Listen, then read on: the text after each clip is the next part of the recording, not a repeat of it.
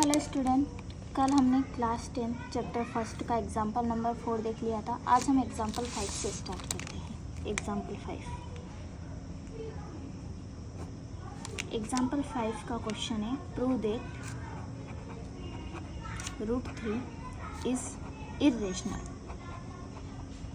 हमें प्रूव करना है कि √3 इर्रेशनल है।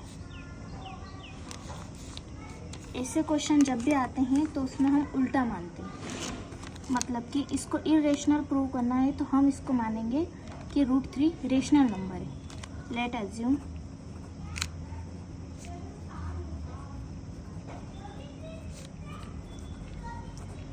√3 इज रेशनल। हमने √3 को क्या मान लिया? रेशनल। अब हमने इंट्रोडक्शन में आपको बताया था कि रेशनल नंबर किसे कहते हैं। रेशनल नंबर उन्हें कहते हैं जिन्हें हम p/q के फॉर्म में लिख सकते हैं। तो √3 को भी हम p/q के फॉर्म में लिख सकते हैं। √3 बराबर p/q। यहाँ p और q क्या है?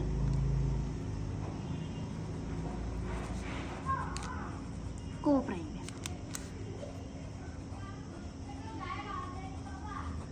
And q not equal 0। Rational number भी दो प्रकार के थे। एक तो √3 जैसे √3, √2 ऐसे थे, और एक थे 7√3, 5 - √3 ऐसे। इनको बोलते हैं इम्प्योर रेशनल नंबर, और ये होते हैं प्योर रेशनल नंबर। इम्प्योर में हम को प्राइम्स मानते हैं p और q को। प्योर में हम को प्राइम्स मानते हैं p और q को, और इम्प्योर का हम आगे देखेंगे। लेकिन जहाँ पे भी प्योर नंबर आते हैं वहाँ हम उसको p और q को क्या मानते हैं? को प्राइम्स नंबर। को प्राइम किससे बोलते हैं? जिसके कोई कॉमन फैक्टर नहीं होते, यानी कि p और q का कोई कॉमन फैक्टर नहीं होना चाहिए, उस संख्या को हम बोलते हैं को प्राइम्स नंबर। हमें √3 से इसको बाहर निकालना है तो दोनों तरफ क्या करना पड़ेगा? स्क्वायर करेंगे तो √3 क्या हो जाएगा? बाहर निकल जाएगा।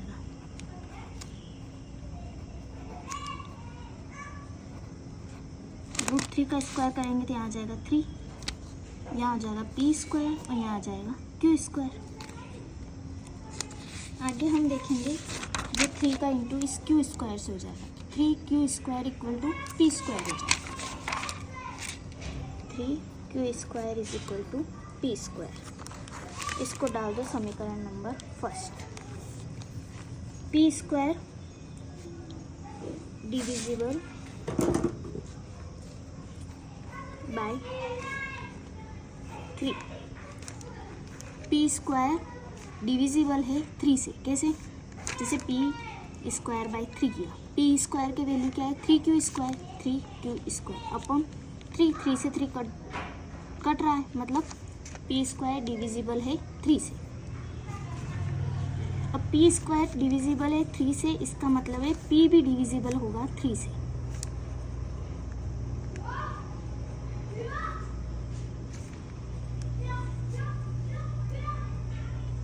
तो 3 क्या हो गया? इसका फैक्टर हो गया p का।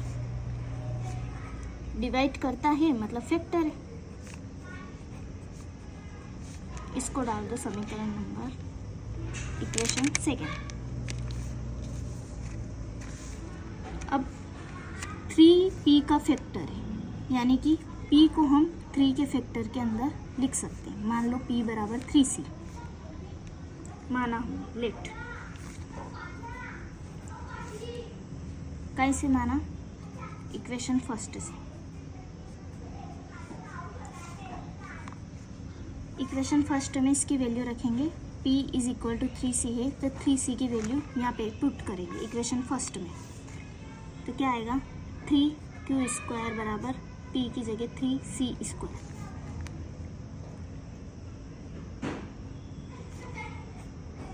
तो यह क्या आ जाएगा? 3q² = 9c², q² = 3c²। तो q² भी क्या हो गया? डिविजिबल हो गया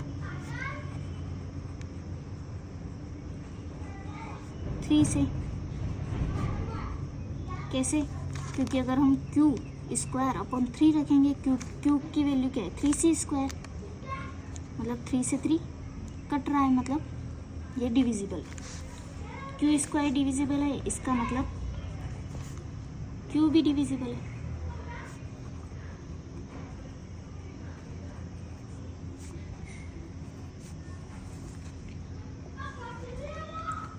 इसका मतलब 3 is a factor of Q.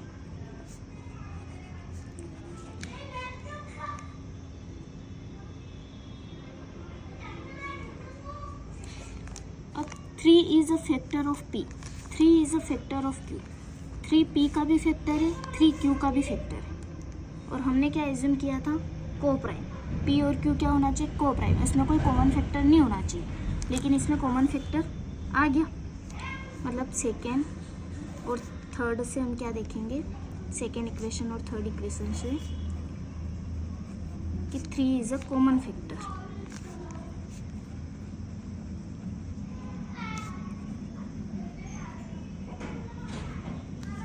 Of P and Q.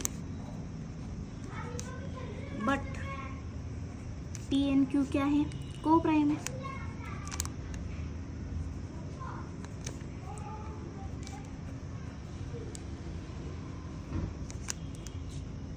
तो यहाँ क्या आ गया, कंट्राडिक्शन।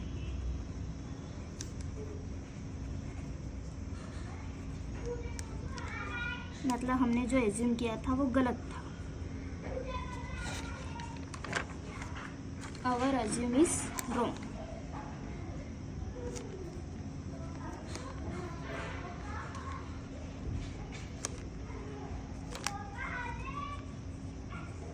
यानी कि √3 क्या है, इरेशनल है।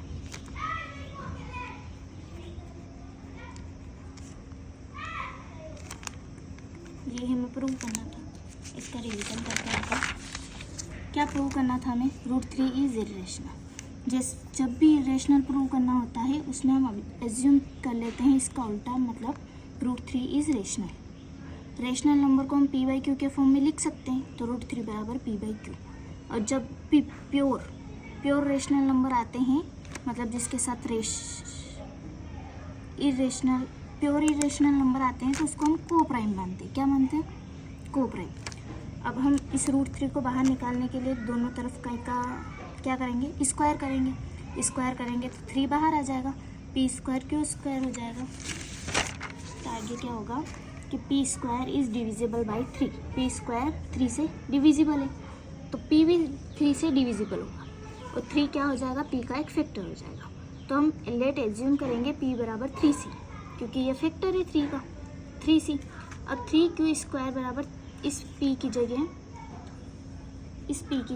3c² पुट करेंगे। पुट किया तो यहाँ है 9c², q² बराबर 3c²। तो q² भी क्या हो गया, डिविजिबल हो गया 3 से, तो q भी क्या होगा, डिविजिबल होगा 3 से। तो 3 क्या हो जाएगा, q का एक फैक्टर हो जाएगा। अब 3 p का भी फैक्टर है और 3 q का भी फैक्टर है, तो 3 क्या होगा, एक कॉमन फैक्टर हो गया। और हमने क्या एज्यूम किया था कि p एंड q क्या है, को प्राइम है। तो हियर कम्स कंट्राडिक्शन। ये क्या आ गया, हमारे पास कंट्राडिक्शन आ गया। तो आवर एज्यूम इज रॉन्ग। हमने जो एज्यूम किया था वो क्या था, रॉन्ग। इसलिए √3 क्या है, इरेशनल नंबर है। अब हम अगला एग्जांपल देखते हैं, एग्जांपल नंबर 6।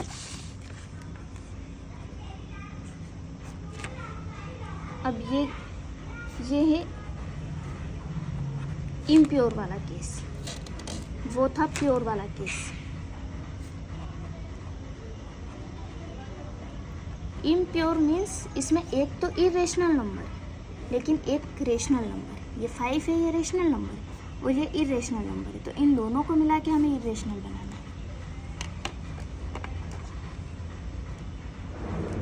इसमें भी हम यही करेंगे, एज्यूम करेंगे। Let us assume that 5 minus √3 is irrational number. तो हम 5 minus √3 को क्या लिख सकते हैं, p/q के फॉर्म में लिख सकते हैं। अब इसमें एक ही चीज़ डिफरेंट है उसमें हमने क्या माना था, को प्राइम माना था, मतलब पी और क्यू में कोई कॉमन फैक्टर नहीं होना चाहिए। लेकिन ये इम्प्योर वाला केस है, इसमें P and Q R integer मानेंगे। क्या मानेंगे? इंटीजर। इंटीजर मैंने बताया था आपको क्या होता है इंट्रोडक्शन में। अब 5 इस पी अपन क्यू को इधर लेके आएंगे, इस रूट 3 को इधर लेके जाएंगे, तो ये प्लस का हो जाएगा। अब हम LHS के केस में देखें अगर, तो 5 P और Q ये सारे क्या हो गए? इंटीजर हो गए। और सारे इंटीजर क्या होते हैं? रेशनल होते हैं।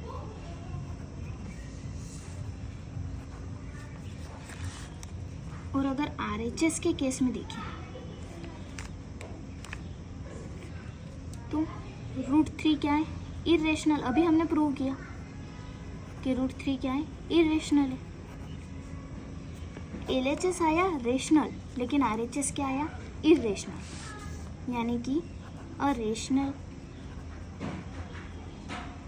Can never be equal to irrational. Rational number कभी भी इरेशनल नंबर के इक्वल नहीं हो सकता, इसलिए LHS not equal RHS।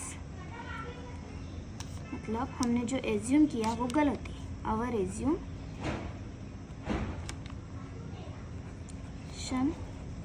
Is wrong. मतलब 5 minus root 3 is irrational.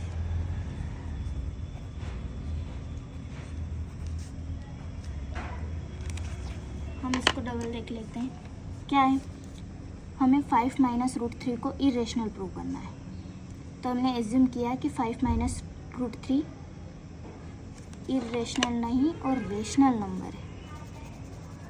5 minus root 3 rational number है, हमने ये एज्यूम किया।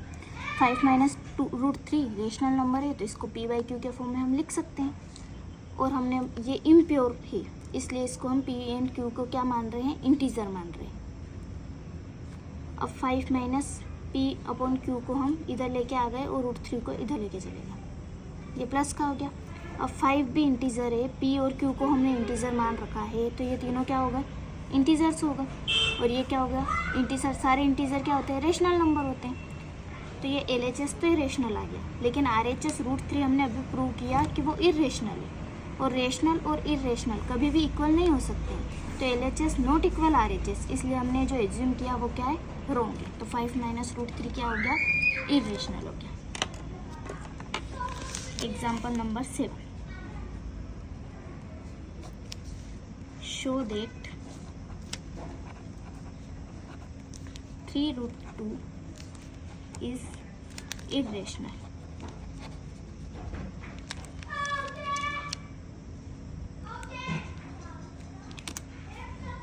इसमें भी हमें यही करना है, एज्यूम करना है। क्या एज्यूम करना है? लेट अस एज्यूम दैट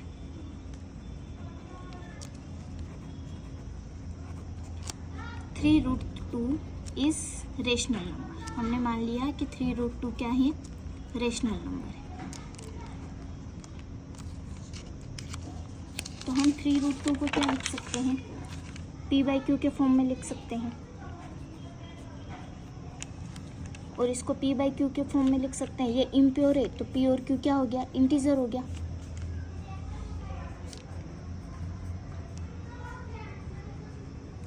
और Q नॉट इक्वल 0 हो गया। अब हमने क्या किया कि रूट 2 को इधर ही रखा और इस 3 को इसके अपॉन में लेके चले गए। अब हमें पता है P और Q इंटीजर माने हमने, 3 भी क्या है? इंटीजर है। तो अगर हम RHS को देखें, P, Q, 3 ये सारे क्या हैं? इंटीजर्स है।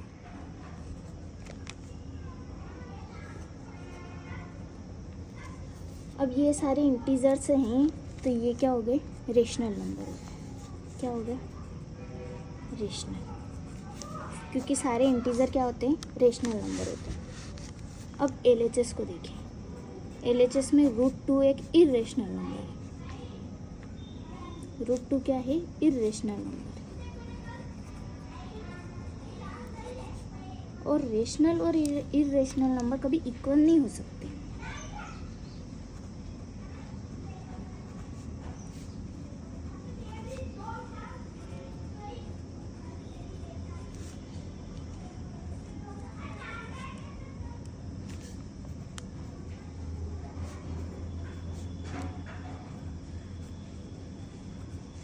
तो LHS नॉट इक्वल RHS। तो हियर कम्स क्या आ गया, कंट्रडिक्शन।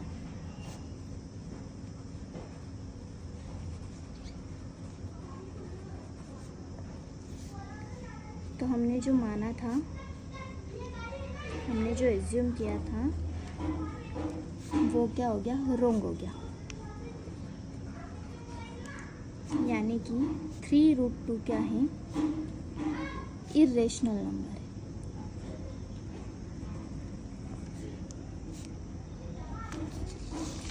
क्या देखा हमने कि 3√2 को इरेशनल बताना था। हमने एज्यूम किया 3√2 इज रेशनल नंबर, और 3√2 रेशनल नंबर है तो इसको p/q के फॉर्म में लिख सकते हैं। ये इम्प्योर है इसलिए इसको क्या माना, इंटीजर माना। और √2 इधर ही रहने दिया और 3 इसके अपॉन में लेके गए। RHS में देखेंगे तो p और q क्या है, इंटीजर है। 3 भी क्या है, इंटीजर है। तो ये तीनों इंटीजर हुए, सारे इंटीजर क्या होते हैं, रेशनल नंबर होते हैं। तो ये सब क्या हो गए, रेशनल नंबर हो गए। लेकिन √2 ये एक इरेशनल नंबर है। तो इरेशनल नंबर और रेशनल नंबर कभी भी इक्वल नहीं हो सकते, इसलिए LHS not equal RHS। Here comes contradiction. ये क्या हो गया, एक कंट्रडिक्शन हो गया, क्योंकि हमारा एज्यूम्शन जो था वो रॉन्ग था, इसलिए 3√2 क्या हो गया, इरेशनल नंबर हो गया। यहाँ तक हमने आज देखा। कल से हम एक्सरसाइज स्टार्ट करेंगे, एक्सरसाइज 1.1। आपको ये वीडियो अच्छा लगा हो तो कृपया लाइक करें, शेयर करें और सब्सक्राइब करें। धन्यवाद।